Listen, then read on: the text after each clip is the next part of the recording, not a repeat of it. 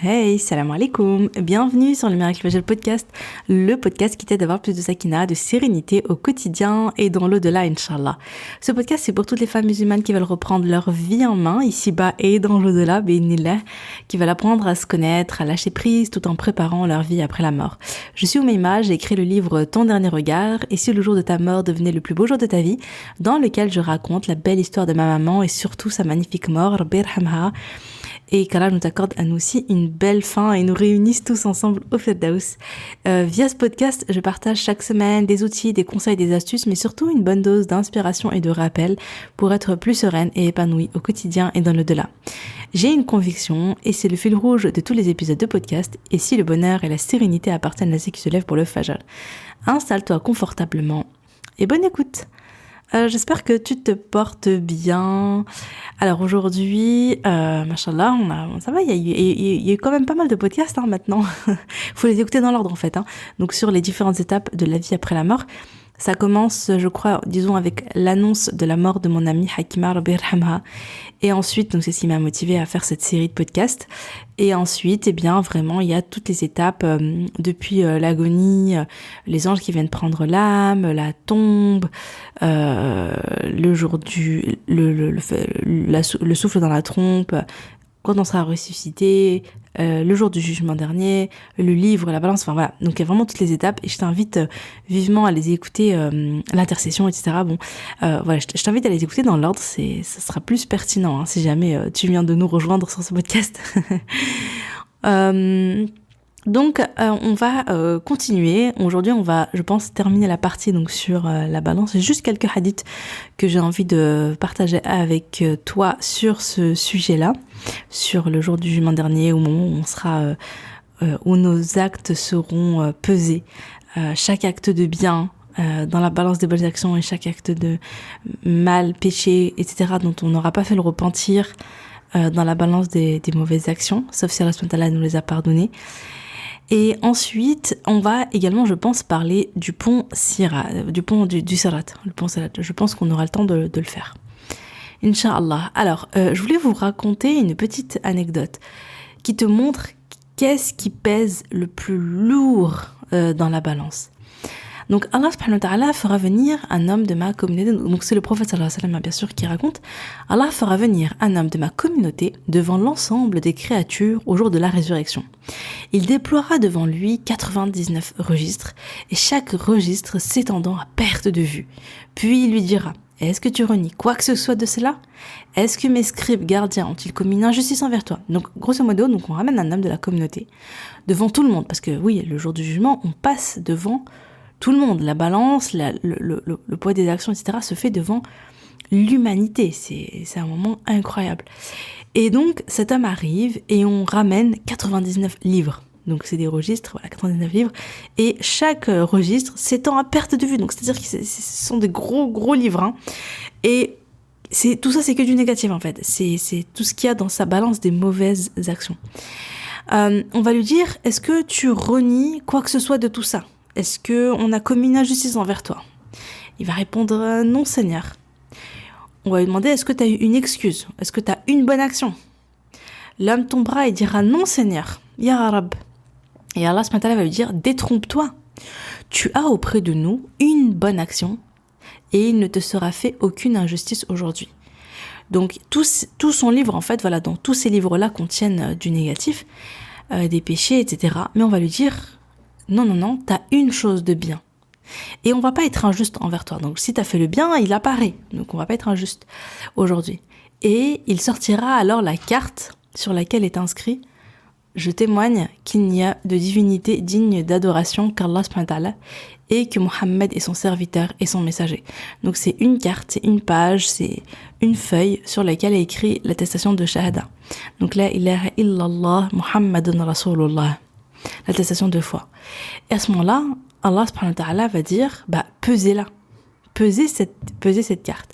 Et l'homme va répondre: oh Seigneur, Ya Rab, que vaut cette carte face à tous ces registres? Qu'est-ce que vaut cette feuille à côté de tous ces livres? Et Allah subhanahu wa ta'ala dira: tu ne subiras aucune injustice. On posera alors les registres sur le plateau de la balance et la carte dans l'autre. Les registres se soulèveront alors, et la carte pèsera plus lourd, et rien ne pèse plus lourd que le nom d'Allah subhanahu wa ta'ala. C'est-à-dire que cette parole, dite donc avec sincérité, cette parole la ilaha illallah Muhammad Rasulullah dans la balance pèsera plus lourd que tous ces livres, tous ces registres qui contiennent donc les péchés, etc. Il n'y a rien qui pèse plus lourd que le nom d'Allah. Rapporté par Tirmidhi, numéro 2639 et qualifié d'authentique par Al-Albani. Donc subhanallah, c'est un hadith qui est très fort et qui te montre la puissance de vraiment la puissance de la shahada, la puissance de l'attestation de foi. La ilaha illallah Muhammadur Rasulullah. Et à quel point je pense qu'on la sous-estime, c'est-à-dire que est-ce qu'on prend le temps de prononcer cette attestation de foi plusieurs fois dans la journée? Est-ce qu'on prend le temps de se poser et de se dire avec son cœur, pas juste avec sa langue, mais aussi avec son cœur, la ilaha illallah Muhammadur Rasulullah. Tu vois, est-ce que vraiment de se rappeler et de se dire on le dit avec le cœur, on le dit avec la conviction et la certitude qu'il n'y a nulle divinité digne d'être adoré en dehors d'Allah subhanahu wa ta'ala, c'est l'unique, le seul digne d'être adoré, et que Muhammad est son serviteur et son messager. Tu vois, vraiment le dire avec la conviction, avec la certitude que c'est la vérité, et donc les actes bien sûr doivent suivre derrière. Mais voilà, donc prenons le temps en fait de méditer sur cette parole, prenons le temps de la dire et de la prononcer pour remplir notre livre avec cette parole qui est tellement vraiment lourde. Et prends le temps également, tu sais, parfois quand tu te promènes, tu sais, quand tu sors, tu te balades dans la nature, ou bien tu vas faire une randonnée, j'aime trop les randos, juste par rapport à ça notamment, tu te promènes, tu regarde la création d'Allah, regarde la perfection de la création, et prends le temps de méditer, et prends toujours le temps de faire le dhikr à ce moment-là, parce que je trouve que le dhikr que tu fais en pleine nature, il est trop puissant. Il est trop puissant parce que, je sais pas, c'est particulier en fait, parce que tu t'émerveilles, tu vois le ciel. Moi, je kiffe le ciel, je vous le dis souvent, je crois, sur le podcast. Je trouve que le ciel, subhanallah, c'est quelque chose de tellement beau, tellement changeant. D'ailleurs, je suis trop contente parce que j'ai un iPhone et en fait, ma belle-sœur, elle m'a montré tu peux programmer en fait, tu peux paramétrer ton téléphone pour que ton fond d'écran soit la météo, soit le ciel, soit le ciel. Donc, en fonction de la météo, etc., de là où t'habites et tout, c'est incroyable. J'aime trop, son fort appel quand même. Et j'aime trop parce que, du coup, quand il y a des nuages et tout, il y a des nuages en fond d'écran sur mon téléphone. Quand il pleut sur mon téléphone. Tu vois, il y a l'image de la pluie, j'aime trop regarder ça. La nuit, il y a les étoiles et tout. Subhanallah, et ils sont quand même, c'est fou parce que ils sont forts parce que, ça reflète vraiment le ciel, quoi. C'est très réaliste, je trouve que c'est très très bien fait. Et du coup, moi, je suis fan, je suis trop fan. J'aime trop regarder, j'aime trop regarder. Enfin bref, voilà, je passe pour une folle là. Mais j'aime le ciel et du coup, le voir tout le temps sur le téléphone, je sais pas, ça m'inspire trop. Bref, et le truc c'est ça, c'est que quand tu sors, prends le temps, regarde autour de toi, médite sur la création. Juste, là, on est en plein printemps, donc il y a les cerisiers, il y a les fleurs, tout ça. Vraiment prendre le temps de regarder ça, d'admirer ça, et toujours en te reconnectant à Allah subhanahu wa ta'ala et en admirant la création d'Allah subhanahu wa ta'ala, et donc de prendre le temps de faire le adhkar, tu vois, à ce moment-là, subhanallah, Allahu akbar, la ilaha illallah Muhammad Rasulullah. Fais le dhikr, fais-le avec le cœur, fais-le avec méditation, fais-le plusieurs fois dans la journée, fais-le c'est super important. Vraiment le dhikr, subhanallah, c'est la manière à la fois la plus facile, la plus accessible à tous d'adorer Allah subhanahu wa ta'ala, et en même temps c'est pas du tout négligeable, c'est vraiment la récompense, les récompenses sont immenses. J'ai vraiment l'impression que c'est quelque chose qui revient beaucoup, que le dhikr, ça pèse très très lourd dans la balance. Mais encore faut-il, je pense, le dire avec le cœur. Bon, alhamdoulilah, c'est déjà bien de le dire avec la langue, et puis à force de le dire, etc., mais à un moment donné, tu vas dire avec le cœur. Mais vraiment, quand tu fais du dhikr, essaie de te concentrer. Et je sais qu'on a souvent tendance à, voilà, moi la première, je commence à faire mes adhkar, subhanallah, subhanallah, subhanallah, et puis au bout d'un moment, bah tu vois, tu penses à un truc, ah mince, j'ai un rendez-vous, faut pas que j'oublie de le noter dans le truc. Ah oui, la dernière fois j'ai eu cette conversation et tout, enfin bref, tu vois, ton cerveau il commence à aller dans tous les sens, c'est normal, hein. Mais simplement ce qu'il faut, c'est que dès que tu t'en rends compte, tu reviens sur ton dhikr. Et tu reviens, et tu reviens, et tu reviens à chaque fois. Et avec le temps, t'auras des beaux moments, où t'arriveras à être concentré, à profondément méditer sur ton dhikr, sur l'évocation d'Allah, et à vivre un profond moment de connexion avec Allah subhanahu wa ta'ala. Voilà, il faut juste s'acharner un petit peu, et il faut juste, voilà, comme je disais, dès que tu te rends compte que tu es en train de penser à autre chose, tu te recentres, tu te reconcentres, tu vois, sur ce que tu dis. Donc voilà, je voulais aussi vous citer un autre hadith. Donc pour rappel, le jour du jugement dernier, on est dans l'obscurité. C'est un moment obscur. Mais pas pour tout le monde. Il y a des personnes, donc les croyants, ils vont avoir certaines lumières. Il y en a de plusieurs types. Il y a, donc j'avais vu, on avait déjà vu, je crois, dans l'intercession, la lumière liée aux ablutions. Donc c'est comme ça que le prophète sallallahu alayhi wa sallam reconnaît les gens de sa communauté, parce que je rappelle, il y a la communauté de Adam, de Nuh, de Moussa, d'Ibrahim, de Isa. Il y a toutes les communautés. Il y a vraiment depuis le début de l'humanité. Et du coup, le prophète sallallahu alayhi wa sallam, comment est-ce qu'il reconnaît sa communauté à lui? Eh bien, c'est parce que on aura donc les traces des ablutions qui seront les endroits en fait où on faisait nos ablutions, ça sera lumineux. Et puis donc je vais vous citer ce hadith d'après Qais ibn As-Sakan. Abdullah ibn Mas'ud radiyallahu anhu a dit à propos du verset leur lumière courant devant eux. Donc c'est une partie du verset 12 de la sourate Al-Hadid numéro 57, dans laquelle Allah parle de la lumière qui sera donnée aux croyants dans l'obscurité du jour du jugement. Donc voilà, donc jour du jugement, on est dans l'obscurité, mais Allah il va donner la lumière aux croyants. Donc leurs lumières leur seront données en fonction de leurs actes.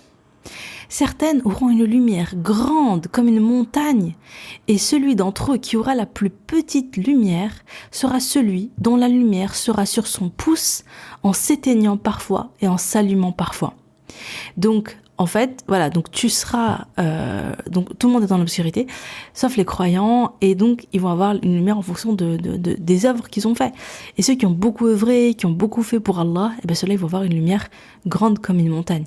Mais ceux qui auront fait peu, ils auront des lumières plus petites. Et donc la plus petite, donc c'est la personne qui va avoir une petite lumière sur son pouce, qui parfois s'éteint, parfois s'allume, parfois s'éteint, parfois s'allume. Subhanallah. Rapporté par Al-Hakim dans son Mustadrak numéro 3842. Et enfin, je voulais terminer avec ce hadith sur la lecture du Coran. En fait, vraiment, il faut savoir que les œuvres que tu fais aujourd'hui, donc comme le jeûne, la lecture du Coran, ta prière, etc., vont témoigner pour toi, tu vois. Ils vont être là pour toi, ils vont te défendre. Peut-être que entre toi et l'enfer, il y aura le Coran. C'est le Coran qui va empêcher, tu vois, qui va te sauver du feu de l'enfer et qui empêchera, tu vois, qui t'empêchera de tomber dans le feu. Peut-être que ça sera une autre œuvre, tu vois, la zakat, etc. Donc c'est pour ça que c'est tellement important d'œuvrer et de faire le bien. Et la lecture du Coran, donc, viendra le jour du jugement dernier. Et qu'est-ce qui va se passer? Donc d'après Abu Huraira radiyallahu anhu, le prophète sallallahu alayhi wa sallam a dit: le lecteur du Coran viendra le jour du jugement et le Coran dira: ô Seigneur, donne-lui une parure. Alors il lui sera mis la couronne de la noblesse. Puis il dira: ô Seigneur, rajoute-lui. Alors il lui sera mis la parure de la noblesse. Puis il dira: ô Seigneur, sois satisfait de lui. Alors il sera satisfait de lui.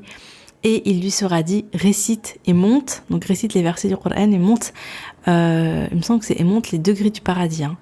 Et il lui sera rajouté à chaque verset une bonne action. Donc chaque verset, tu auras une bonne action en plus pour ta balance. Et ça te permettra d'alourdir ta balance des bonnes actions. Apporté par Tirmidhi dans ses Sunan numéro 2915. Bon, à la base, je crois que dans ma tête, je pensais que j'avais pris un autre hadith. C'est pour ça que j'ai parlé du Coran qui te défend et tout, parce que il me semble que j'avais vu passer un hadith sur ce sujet-là. C'est-à-dire que le Coran qui s'interpose en fait entre toi et le feu. Mais bon, c'est pas dans ce hadith-là, c'est autre chose. Voilà, c'est pas grave. Donc voilà, et donc là on va parler Inch'Allah du pont Sirat. Et est-ce que tu as entendu parler du pont Sirat? Est-ce que tu sais ce qui s'y passe? Est-ce que tu sais ce que c'est? Alors il faut savoir que donc c'est un pont, Sirat c'est le pont, et que tout le monde va passer dessus, mais absolument tout le monde, musulman ou pas, juif, chrétien, croyant ou pas croyant, etc. Tout le monde y passe. Il y a ce verset 71 et 72. Mince, j'ai noté les versets, j'ai pas noté les sourates. Ah là là là là. Bah dis donc. Bon, je vais vous le citer. Donc, il n'y a personne parmi vous qui ne passera pas par l'enfer, car il s'agit là pour ton Seigneur d'une sentence irrévocable. Ensuite, nous délivrerons ceux qui étaient pieux et nous y laisserons les injustes agenouillés. Alors, en fait, quand on dit il n'y a personne parmi vous qui ne passera pas par l'enfer, c'est pas que tout le monde va passer, c'est pas que tout le monde va rentrer en enfer. Non, ça veut juste dire que tout le monde va passer par-dessus l'enfer. Parce que donc c'est un pont qui se trouve au-dessus de l'enfer, d'accord? Donc tout au bout il y a le paradis, en bas il y a l'enfer, et donc les gens pour aller au paradis, pour accéder au paradis, ils sont obligés de passer par le pont Sirat. Donc ça se passe après la balance, ok? Donc on a mais du coup j'aurais peut-être dû parler du bassin avant parce que j'avais oublié, mais le bassin, il me semble que c'est juste avant de passer le Sirat. Ah bon, bah on va faire une petite pause là sur le Sirat et on va parler du bassin, du prophète sallallahu alayhi wa sallam. Je vous explique. Donc juste avant de passer le pont Sirat, juste avant le pont Sirat, il y a donc un bassin. Ce bassin-là, c'est le bassin du prophète sallallahu alayhi wa sallam. Et dans lequel les croyants vont pouvoir donc boire à partir de ce bassin. Il y a un hadith qui dit, donc d'après Abdullah ibn Amr radiallahu anhu, le prophète sallallahu alayhi wa sallam a dit: mon bassin s'étend sur une distance de 1 mois, donc il est immense. Son eau est plus blanche que le lait, son odeur est plus parfumée que le musc, ses récipients sont comme les étoiles du ciel. Celui qui boira, en fait, les étoiles du ciel, il me semble que c'est parce qu'ils sont étincelants, ils sont lumineux, ils sont beaux. Celui qui boira de mon bassin n'aura plus jamais soif. Rapporté par Al-Bukhari dans Sahih numéro 6579 et Muslim dans Sahih numéro 2292. Mais tout le monde n'aura pas l'honneur de boire dans ce bassin. Mais voilà, donc il y a les croyants, binillah, ils pourront boire là-dessus. Et après, donc en fait il y a l'étape du bassin, c'est juste après la balance et juste avant le pont Sirat. Mais en lisant, en faisant mes petites recherches, j'ai vu apparemment que il se pourrait qu'il y ait une petite divergence. Certains pensent que le bassin c'était après le pont Sirat, juste avant d'entrer au paradis. Mais je crois que la plupart disent que non, c'était juste avant le pont Sirat. Pourquoi ? Parce que justement, il y a des gens il y a des gens en fait qui ne pourront pas boire, des gens de la communauté de Mohammed qui ne pourront pas boire du bassin parce qu'ils ont commis plein de péchés, etc., et qui vont devoir passer par l'enfer. Et voilà, quelque chose comme ça. Et du coup, s'ils doivent passer par l'enfer, c'est qu'ils ne sont pas encore passés par le pont Sirat. Parce qu'une fois que tu as passé le pont Sirat, et la destination, c'est que le paradis. Wallahu a'lam. Voilà, c'est juste je suis tombée sur ça du coup en faisant mes petites recherches. Maintenant on va retourner donc sur la description du pont Sirat. Comme je vous disais, donc une fois qu'on a bu, qu'Allah nous permette de faire partie de ceux qui vont boire, qui vont se réunir autour du prophète sallallahu alayhi wa sallam et qui vont boire de son bassin, qui vont s'abreuver, qui vont plus jamais avoir soif et qui vont savourer. En plus franchement ça doit être tellement bien. Tu sais, tu viens de vivre la balance, tu viens de vivre cet énorme stress de qu'est-ce qui m'attend, tu vois, de cette panique un petit peu où chacun pense à lui, chacun pense à, tu vois, nefsi, chacun pense à se sauver soi-même. Tu vois, c'est le moment où chaque hasanat, elle est précieuse, chaque péché est très lourd. Tu vois, c'est le moment où on se dit, là, qu'est-ce qui va se passer? Est-ce que ma balance sera assez lourde et tout? Donc, tu viens de vivre ce moment très, très stressant. Tu viens de terminer. Alhamdoulilah, on espère que, alhamdoulilah, on passe le cap et que notre balance des bonnes actions est beaucoup plus lourde que notre balance des péchés. Et encore une fois, voilà, là, c'est, pendant que je vous parle, c'est le mois de Ramadan. On arrive bientôt dans les 10 derniers jours. Peut-être qu'au moment où l'épisode sort, on y sera. Je sais plus, parce que là, je suis contente, j'ai quelques épisodes d'avance, mais j'en ai pas beaucoup, je crois que j'en ai avoir 2 ou 3. Ouais, donc non, ça sera pas encore. Donc normalement, quand je le poste, c'est pas encore les 10 derniers jours. Mais voilà, c'est très bientôt les 10 derniers jours. Et donc vraiment, profitons au maximum pour multiplier les les bonnes actions et pour se faire pardonner ses péchés en répétant beaucoup, beaucoup, beaucoup. Allahumma, non, c'est pas celui-là. J'allais dire Allahumma ya muqallib al-qulub, mais c'est pas celui, c'est pas ce. Subhanallah, j'ai plus la doua. Allahumma innaka afoun, voilà, c'est. Allahumma innaka afoun, tuhibbul afwa fa'afu anni. Allahumma innaka afoun, tuhibbul afwa fa'afu anni.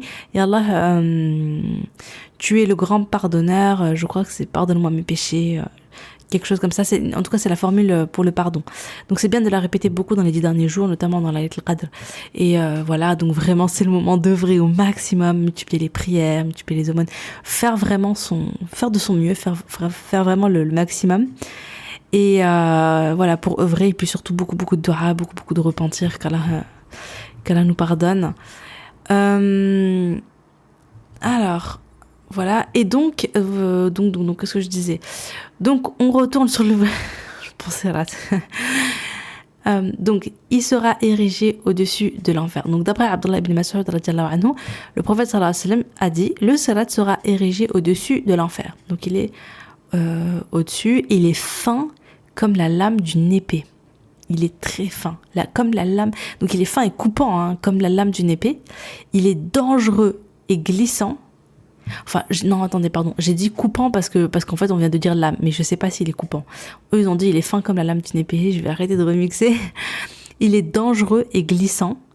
Il a des crochets de feu par lesquels il saisit et celui qui a été saisi tombera dans le feu. Certains vont le traverser comme l'éclair. Ceux-là seront sauvés. Puis certains vont le traverser comme le vent. Ceux-là seront sauvés. Puis certains vont le traverser comme le cheval au galop. Puis comme un homme qui court, puis comme un homme qui marche. Enfin, le dernier d'entre eux sera un homme que le feu aura touché et lui aura causé du mal jusqu'à ce qu'Allah le fasse rentrer dans le paradis par sa miséricorde. Rapporté par Tabarani et authentifié par Sheikh Albani dans Sahih Targhib numéro 3627. Donc on va pas le traverser tous de la même manière. Il y en a, c'est comme un éclair. T'imagines un éclair, tac. En une fraction de seconde, hop, ils ont traversé et c'est bon, ils rentrent au paradis. Ya Rabbi, Ja'alna minhum, qu'Allah nous permette de faire partie de cela. Mais certains, ils vont traverser comme le vent, donc c'est bien aussi le vent. Hein. Le vent, ça souffle vite, tac, tac, tac, c'est très rapide. Et puis après, il y a ceux qui vont être comme le cheval au galop, encore, on va dire le cheval au galop, bon, ça va. Mais voilà, il y a ceux qui courent, et puis il y a ceux qui marchent, et puis surtout, il y a ceux qui, en fait, vont tomber dans le feu. Et ensuite ils remontent, ils avancent encore un peu et en fait ils rentrent dans le feu, ils tombent, ils remontent. Les crochets en fait les attrapent, ils goûtent à l'enfer, ils sont punis, ils sont châtiés. Et voilà pour les péchés qu'ils ont commis, dont ils se sont pas repentis, etc. Et surtout parce que la balance donc n'est pas bon, je vais m'arrêter là parce qu'après je vais extrapoler, c'est le mot que je cherchais. Mais voilà, donc il y en a qui vont, en tout cas, tout le monde ne va pas passer de la même manière. Et un autre hadith, le prophète sallallahu alayhi wa sallam a dit, le premier d'entre vous traversera ce pont à la vitesse de l'éclair. Je dis alors au prophète, toi qui m'es plus cher que mon père et mère. Comment peut-on se représenter la vitesse de l'éclair? Le prophète sallallahu alayhi wa sallam répondit, ne voyez-vous pas comment l'éclair traverse le ciel en un clin d'œil? Le suivant traversera le pont à la vitesse du vent, un autre à la vitesse d'un oiseau. La vitesse à laquelle les hommes traverseront le pont sera en fonction de leurs œuvres. Votre prophète se tiendra près du pont en disant « Seigneur, préserve-les, préserve-les ». Ça, subhanallah, le prophète sallam, il pense toujours à nous, il pense toujours à sa communauté. Il est là, on est en train de passer le pont et lui, il est à côté et il dit « Ah, Rabbi, préserve-les, préserve-les, sauve-les ». Il est là, il fait des doigts pour nous, il intercède pour nous, il nous soutient, il est là pour nous. C'est le prophète sallallahu alayhi wa sallam, il avait que un mot à la bouche, c'est ummati, ummati, ma communauté. Et c'était de nous dont il parlait. Donc vraiment, là, je vous en parle vraiment pour vous dire, faites beaucoup de prières sur le prophète sallallahu alayhi wa sallam. Beaucoup de salat à la nabi, parce que c'est comme ça que le prophète sallallahu alayhi wa sallam, il nous reconnaît également. Beaucoup de prières sur lui. mais également connaître sa vie, connaître son histoire, savoir par quoi il est passé. Et ça sera aussi une manière d'apprendre à l'aimer, parce que plus tu vas le connaître, plus tu vas l'aimer, plus ton cœur va aimer le prophète, notre prophète sallallahu alayhi wa sallam, qui a tant sacrifié pour nous. Et n'oublie pas qu'on est avec ceux qu'on a aimés et que c'est une manière pour nous de le retrouver au paradis. Donc le prophète sallallahu alayhi wa sallam se tient près du pont en disant « Seigneur, préserve-les, jusqu'à ce que les œuvres des gens ne leur suffiront plus pour passer le pont. C'est alors qu'un homme ne pourra avancer qu'en rampant. De chaque côté du pont seront accrochées des pinces chargées de saisir ceux qui leur sont désignés. Certains seront griffés de ces pinces, mais en réchapperont finalement. D'autres seront jetés et entassés dans le feu. » Donc, ah oui, parce que je vous ai pas dit, mais tout le monde ne remonte pas sur le pont. Là, on parle du dernier qui va atteindre le paradis, parce qu'en fait, il va tomber dans le feu, il va remonter, il va tomber dans le feu, il va remonter. Mais certaines personnes, parce que comme je vous ai dit, tout le monde passe, même ceux qui ont commis des grands péchés, même ceux qui ont associé Allah subhanahu wa ta'ala, et ceux-là, ils vont être tombés dans le feu, mais ils ne remonteront pas, ils vont rester dans le feu. Et finalement, c'est comme ça qu'ils vont aller en enfer, c'est parce qu'ils vont passer par le pont, mais ils vont pas pouvoir continuer, ils vont tomber dedans. Donc qu'Allah nous préserve de ça. Et moi, il me semble, ma mère me disait quand j'étais petite, mais là, je l'ai pas retrouvé dans les hadiths, mais il me semble que les pinces, en fait, de mes souvenirs, hein, wallahu alam, c'était que quand tu passais le pont, en fait, les pinces qui t'attrapent, c'est les pinces en fonction des œuvres. Grosso modo, il y a les pinces de la prière, il y a les pinces, du prépa, ou bien du mensonge, ou bien des péchés gras, ou bien des choses comme ça. Quand tu les commettais, c'est eux qui te prennent et qui te descendent, en fait. C'était mauvaises œuvres qui te font tomber dans le feu.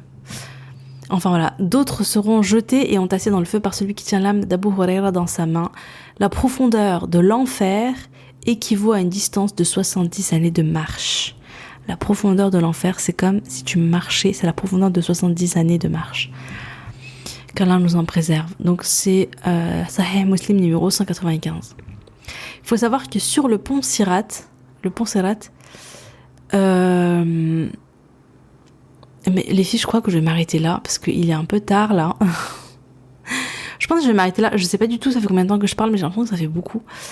On va s'arrêter. En fait, on fait comme on a fait tous ces derniers épisodes, c'est-à-dire que je fais pas forcément genre une thématique, que je la termine et tout, mais je fais plutôt en fonction de la durée. Et j'avance petit à petit. Et comme je disais, il faut les écouter dans l'ordre, comme ça vous avez comme ça c'est plus logique. Je sais plus, je trouve pas mes mots. Oui, il est vraiment temps que je m'arrête là. Je m'arrête ici et je reprendrai sur cette histoire d'ange de la mort et le lien avec le pont Sirat. Ok ? Je fais du teasing, t'as vu. Bien, sur ce, je te remercie de m'avoir écouté jusqu'ici. Vraiment, merci d'être au rendez-vous. Je suis trop contente, franchement, de voir, alhamdoulilah, que vous êtes là tous les jours. Et que vous écoutez, que je sais pas si vous appréciez, si je pense que ça va, vous appréciez, non? Sinon vous serez pas là au rendez-vous.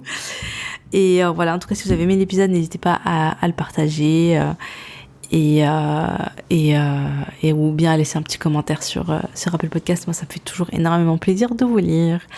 Sur ce, je te dis à demain, Inch'Allah. Salam alaikum.